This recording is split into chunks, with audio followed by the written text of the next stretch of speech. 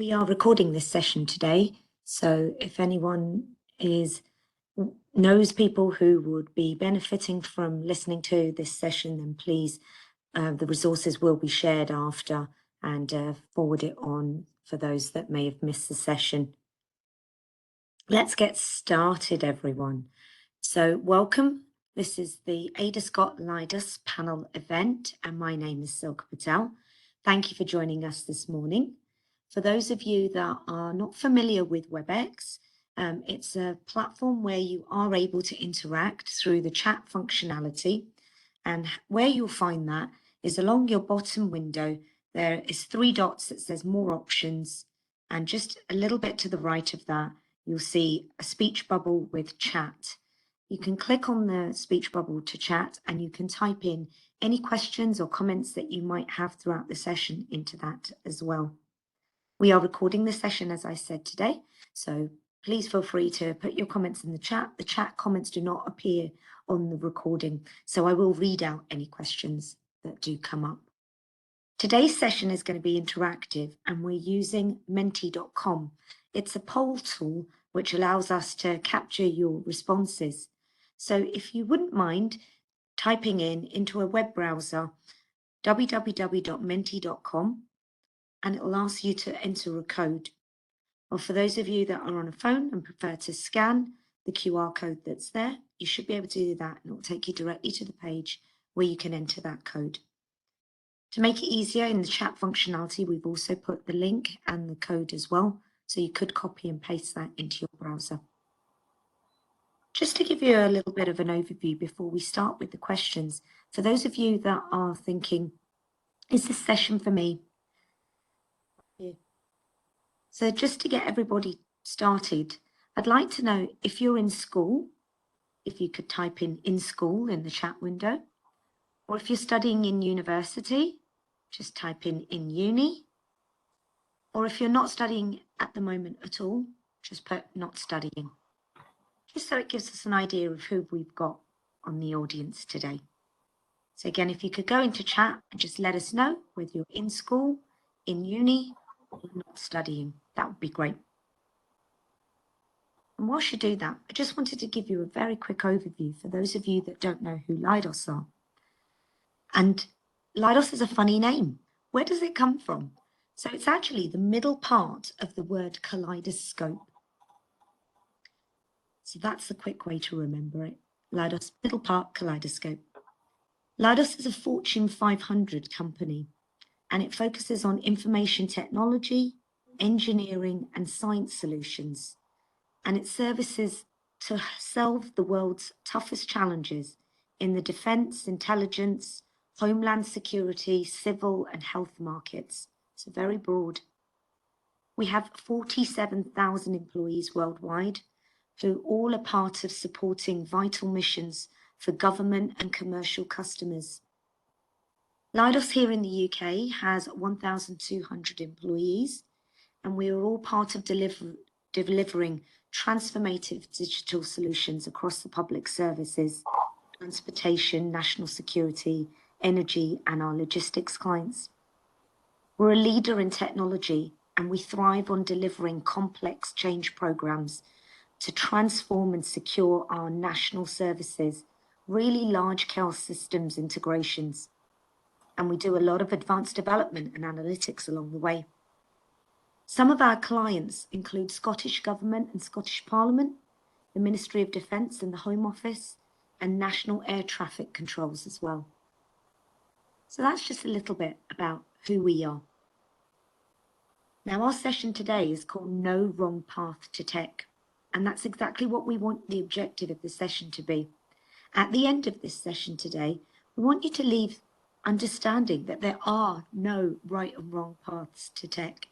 And I'm lucky to be here with 4 of our ladies in Leidos who have all taken alternative paths to doing what they do today. So with that, let's get started. So if we start with the first question, I'd like to know, in Menti, just type in words, you can answer more than once. What topics can you study to get into technology? What comes to mind to you?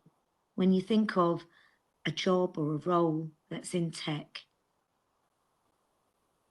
would you study sciences, maths, English, physics?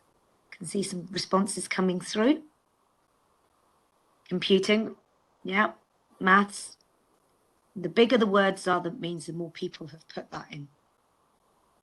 Coding, IT. Some good responses coming through there.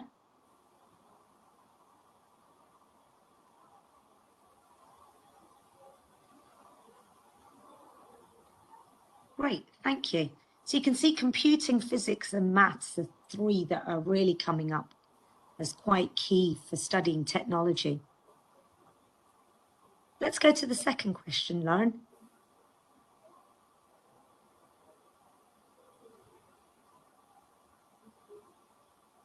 So one of our panelists is Lauren Lawson. What I'm going to do, see when this part come in, I'm just going to get them to watch it. Oh, hello. If you're not on mute, if you wouldn't mind putting yourself on mute, that would be great if you're not speaking. What subjects did Lauren study to become a technical graduate apprentice? So think of the title, a technical graduate apprentice. What kind of things would you think Lauren would have had to have studied, either in school or university, or outside of formal education, in order to get into that role? So again, I can see some really good answers coming through there. I like business, that's great. Maths and computing combined, yeah. Engineering, yeah. See computing coming through loud and clear there, Lauren. English, yeah.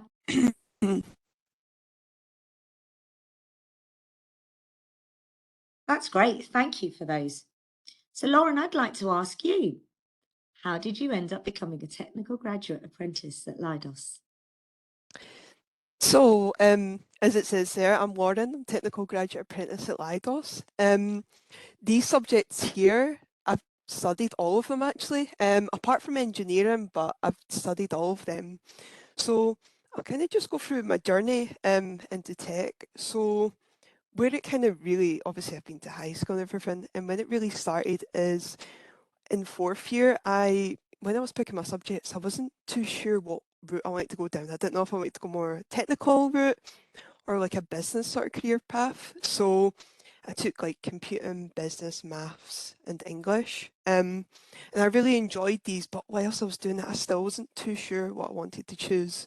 So in school, I was actually recommended to do the Career Ready programme. So when I signed up to that, I was able to put into a description box like where I kind of view my like path in the future, and I wasn't too sure, so I kind of put, I didn't know if I wanted to go down the technical or business path.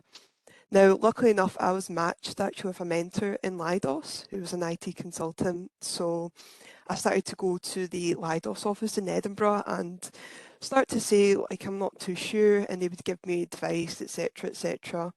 There was also Career Ready masterclasses, which really helped me as well, just for like communication and stuff. Now, the Career Ready programme went on for a while, and when I went into S5, I was still continuing to go to Career Ready and masterclasses as well. Now, in S5, I still continued like computing, business subjects, and I also embarked on a foundation apprenticeship. So this was in IT software development. Now, I picked this because I was like, I really like to do things practically. So I was like, this would be perfect for me. So essentially on Tuesday and Thursday afternoons, I went to college where I would just study obviously IT and software development, which I really, really enjoyed. Now, after my S5, in the summer of 2018, I had a 4-week summer internship at Career Ready. So this was at Leidos itself, and I think this was really a turning point. So during Career Ready, I done like a lot of things. Like we done like a Python programming program for like a Twitter bot. So it was when people should leave their current location to go to the airport to save like parking charges and that, because I think everyone knows no one wants a parking charge or anything. So I really enjoyed doing that, like the technical aspect and getting mentored for that as well. I also had things like organising a World Cup theme day in the office as well. So that aspect of like planning an event, I really appreciate how difficult it can be, but like how rewarding it is at the same time as well. I also helped manage like a small team of fellow interns, and I had a range of like sessions as well, like marketing, finance, etc. But having this summer internship, as I said, was really like a turning point, and it kind of solidified that I wanted to go down a technical route. So I signed up for the graduate apprenticeship scheme at Leidos, and obviously after that summer I was in my final year of school, so I worked just really hard in school to get the grades to become a graduate apprentice. And also I was still doing my foundation apprenticeship, so after school on Fridays I would go to Leidos and work on like a little project for my foundation apprenticeship. So it was like a resource management system we done using like C# and SQL. So that was like amazing, like getting hands-on experience and going into the office. So I really, yeah, it was like amazing. And then after school, once I got my grades back, luckily I got the grades to become a technical graduate apprentice. So everything went well with interviews and stuff. So I started my job here in 2019 of September, and I'm here now. I'm in my fourth year. So obviously fourth year of the program, but also at Strathclyde University. So I think it's really good at the moment. I'm doing a lot of like really interesting work, and I'm also like a STEM ambassador. I'm part of like the Women's Network, etc. as well. So it's been a really rewarding thing, and I think taking opportunities has been huge in my sort of career as well. So I think that's me. I think that's my little Thank you, bit just Lauren. there. That's a fantastic overview of your journey, and I love the fact that you've drawn on upon your experiences when you talk about things that are part of team building and building groups and working on things that we wouldn't necessarily associate with being a technical graduate apprentice, because they are all rounded, transferable skills that can be applied to the role. So it really shows how you're a team player, and we wouldn't have it any other way in our Women's Network without you. So let's move on to the next mentee question. I'm conscious there's a few people who have arrived. So just so you know, we're using an interactive platform called menti.com. You can either scan the QR code there, or you can type into your web browser www.menti.com. We do have a new code for those of you that had already joined us. This new code 59210570 will allow you to access 2 more questions that we have for you. So I'll give you just a couple of seconds there to get either scanned or logged in. And we'd like to open up the first question in this second mentee poll.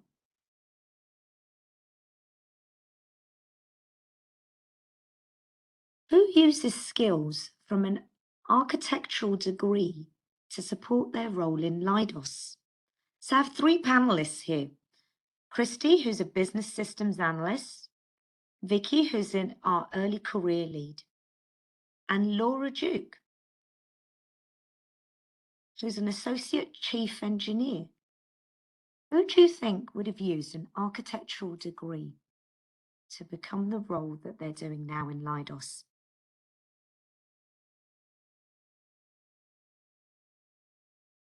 I'll give you a few more seconds to get your responses in. Looks like Christy's looks like we have a winner. We do have a winner. And actually, giving it away slightly, you guys have got it right, actually. So maybe not the most obvious link between architecture and business systems analysis, but that is in fact the degree I studied. So when I finished up school, and I guess this might be relevant if we've got any listeners in the call today who are maybe thinking about their subjects at school just now, thinking about planning what degree to study, and maybe thinking about how that might impact their longer term plans. I opted to study architecture at university because I have an interest in sort of creative subjects, but also I like to solve problems, and architecture is a really good way to marry up some of those subjects together. when I completed my master's in architecture and I was sort of looking at the world of work, there was a bit of unfortunate timing around the stock market crash. So there weren't that many roles in architecture when I graduated. So I looked at some sort of stopgap options for ways that I could maybe get a little bit of relevant experience. So I took a role in engineering drafting with an energy company, working with kind of electrical diagrams. And you can see how maybe that was a little bit transferable, you know, working with the CAD side of things that you would do in architecture, so computer aided design, um, and that sort of tools in a literal sense. But actually, what I found going into this role was that there were a lot of interesting areas that I could go into from there. So my role expanded from engineering drafting to actually looking at engineering drawings and data and how people interact with them. So how does a user interact with that information? How is it all linked up in the back end? And how does a user interact with it in the sort of front end and search for information? So I've kind of had a little bit of an unexpected turn, and I've gone from architecture right the way through the engineering drawing, information management, data analysis, and all how that hangs together. At some point down the line, somebody informed me that actually, when you start to add all those things together, that basically makes me a business analyst, which wasn't something I knew was a job actually when I went to study at university. It wasn't aware this was a job title. But I discovered that actually there was a lot that I enjoyed about this role, and quite a lot from a university degree that actually was very relevant to it. So, you know, when you're studying architecture, this is where a lot of people talk about transferable skills. And I think for folks who are maybe at school or at university, you hear this all the time. Oh, it's great. It's a great buzzword, you know, transferable skills. But literally, I have got skills that I picked up studying architecture that I am using day to day now. Maybe just to call out a couple of them before I hand over to the next folks, but things like working with a complex set of requirements, and different stakeholders with different needs. So like, you know, if you're in architecture, you need to technically address the issue. You know, you need to be able to design a building that will stand up, and meet environmental requirements in terms of insulation and performance of materials and so on. But you also, you know, that's all to satisfy the regulations, but you also need to be able to design something that the customer is happy with visually and will work for them. You might need to work with neighbours and local authorities. So that's a number of different stakeholders that you have to prepare information for and work with, and manage.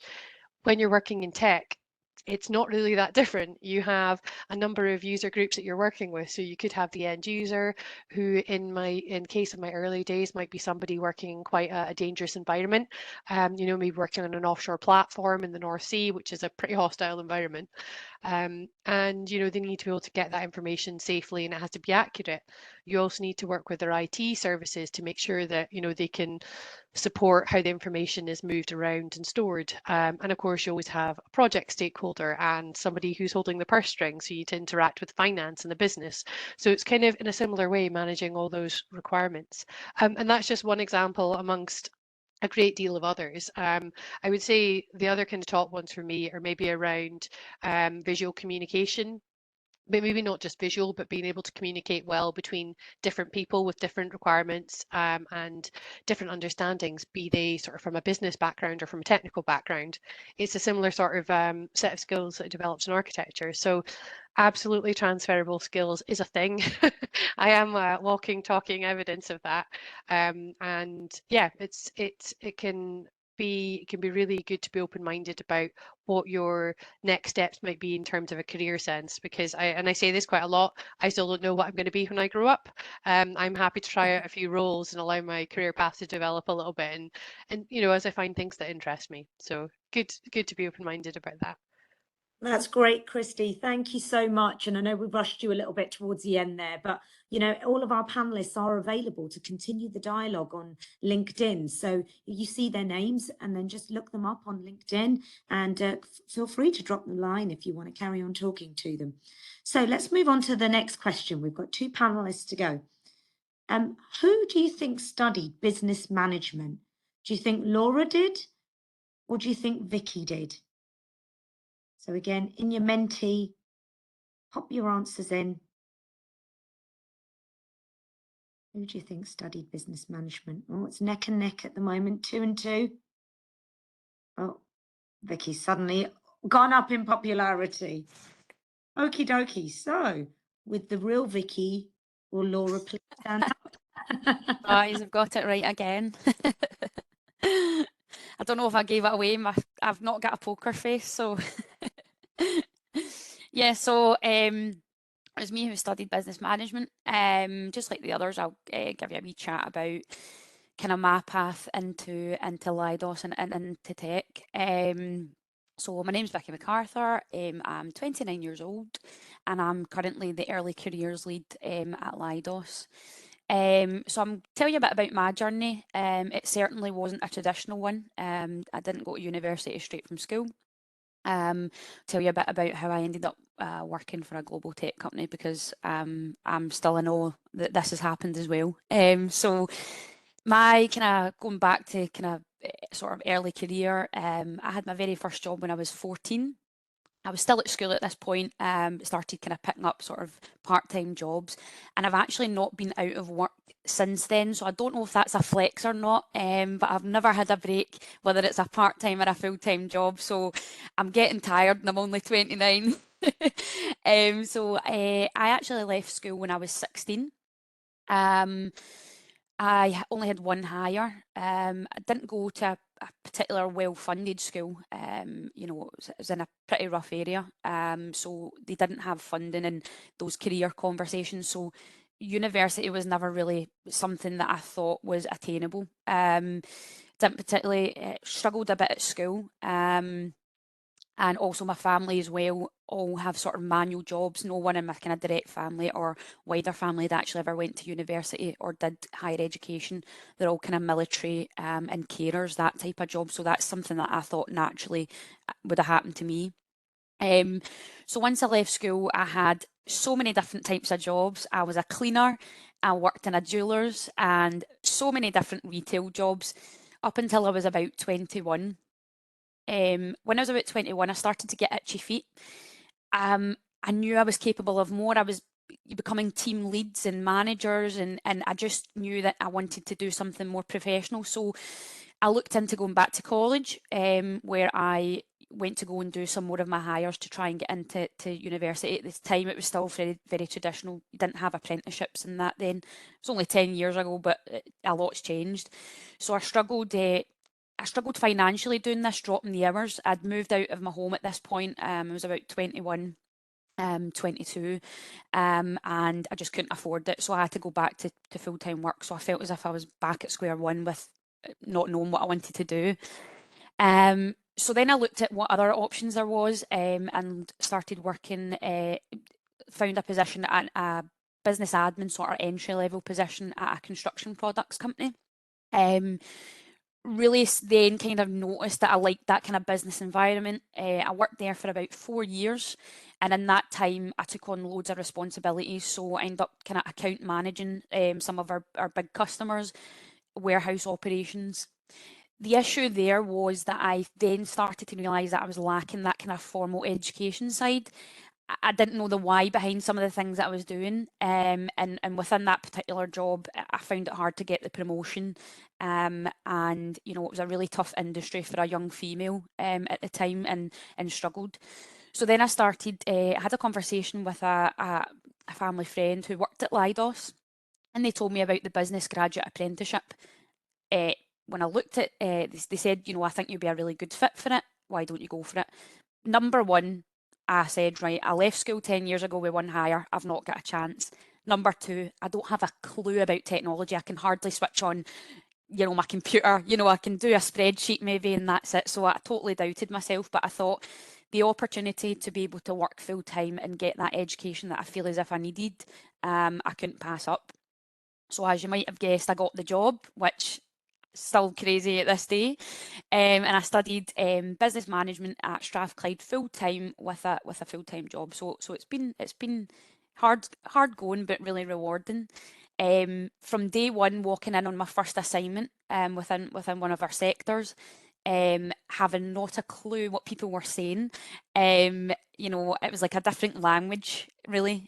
So from now, it was a 4-year programme. I've worked on large programmes and projects. I've worked in different capabilities such as cyber, service delivery, programme operations, you name it. While at uni studying management, innovation, software engineering, did a module on that, marketing, loads of stuff.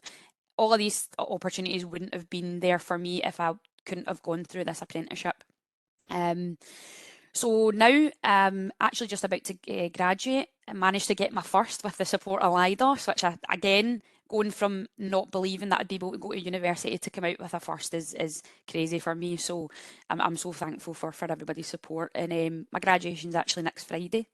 Now I kind of lead up the early. I'm gonna leave just at that point there because I want to bring Laura in. But thank you very much. You know me, I'm always chatting away, so anybody can reach out to me. Again, we can continue the dialogue with you. I know there's some people absolutely following up with you perfect online as well, but thank you for that. And again, it shows the diversity of where you can go into, how you can come into technology.